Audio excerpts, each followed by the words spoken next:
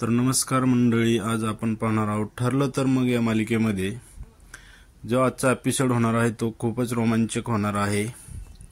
आणि असेच नवनवीन एपिसोड पाहण्यासाठी तुम्ही अगोदर आपल्या चॅनलला सबस्क्राइब करायला विसरू नका।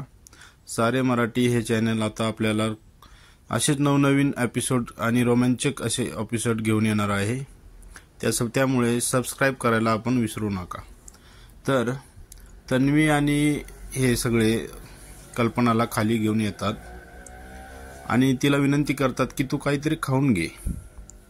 तेव्हा कल्पना म्हणते की मी आता काही खाणार नाही, कारण माझा आता कोणावरही विश्वास नाही, माझ्या सख्या मुलावर सुद्धा माझा विश्वास राहिलेला नाही, त्यामुळे मला आता जेवायच्या मनस्थितीमध्ये नाहीये मी। तेव्हा अर्जुन तिथे रडायला लागतो आणि तिला म्हणतो की मम्मी प्लीज, तू माझ्यासाठी नाही पण तुझ्यासाठी तरी, तुझ्या शरीरासाठी तरी तू थोडंसं खाऊन घे। आणि नंतर आणि इकडे चैतन्य आणि अर्जुन रूम मध्ये बोलत असतात आणि चैतन्य त्याला म्हणतो की अर्जुन, मधुभाऊ सायलीचं दुसरं लग्न तर लावून देणार नाहीत ना।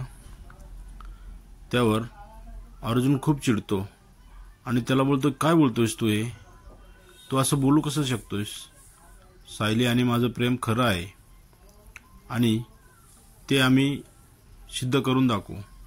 तेव्हा चैतन्य त्याला म्हणतो की अर्जुन, तुझं प्रेम खरं आहे, ही गोष्ट खरी आहे, पण हे तुम्ही सिद्ध कसं करणार। तेव्हा अर्जुन त्याला म्हणतो की थांब, मी आता सायलीला फोन करतो। आणि तो सायलीला फोन करायला जातो तेव्हा त्याचा फोन सायलीच्या फोनवर आलेला असतो आणि सायली त्याचा फोन बघून खूप आनंदी होते। पण तेवढ्यात तिथे मधुभाऊ येतात आणि मधुभाऊ पाहतात की हा अर्जुनचा फोन आलेला आहे। तेव्हा ते सायलीला बोलतात की तू त्याच्याशी बोलायचं नाही।